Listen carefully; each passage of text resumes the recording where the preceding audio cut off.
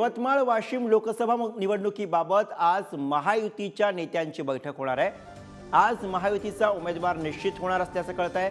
संजय राठोड की भावना गवळी कोणाला उमेदवारी मिळणार हे आज फायनल होऊ शकेल। दुसऱ्या टप्प्यामधील उमेदवारी अर्ज भरण्याचा उद्याचा शेवटचा दिवस आहे, त्यामुळे आज या दोन नावांपैकी एका नावावरती शिक्कामोर्तब होण्याची शक्यता आहे। कपिल शामकोर आपले प्रतिनिधी सध्या आपल्या सोबत आहेत। कपिल, उद्या शेवटचा दिवस आहे उमेदवारी अर्ज भरण्याचा, त्यामुळे आज काहीतरी निश्चिती होऊ शकते। काय कळतंय, कोणाच्या नावाची चर्चा अधिक आहे? गुरु, यवतमाळ जिल्ह्यामध्ये मागील अनेक दिवसापासून महायुतीचा उमेदवार कोण याबाबत चर्चांना उधाण आले होतं, खलबत्तं करण्यात आले होते। वेगवेगळ्या पक्षाच्या वेगवेगळे लोक इथं उमेदवार म्हणून नाव निश्चित होईल असं सांगितलं जात होतं। मात्र आता संजय राठोड किंवा भावना गवळी या दोघांपैकी कुणातरी व्यक्तीला ही उमेदवारी निश्चित होईल। खरं तर ही जागा शिवसेनेच्या शिंदे गटाला आहे, त्यामुळे याच गटातील एका व्यक्तीला ही उमेदवारी मिळेल। आणि विशेष म्हणजे उद्या ज्या आहे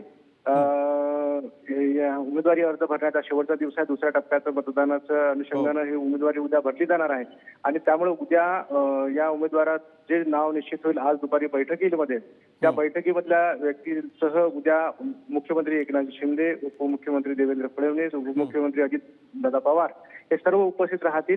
आणि आज दुपारी या नावाच्या निश्चितीबाबत एक बैठक बोलवली आहे। महायुतीची बैठक आहे, यवतमाळमध्ये ती बैठक होत आहे। बरोबर, त्यामुळे या बैठकीमधनं कुणाचं नाव फायनल होतं हे आता बघायचं आहे। धन्यवाद या सगळ्या सविस्तर माहितीसाठी।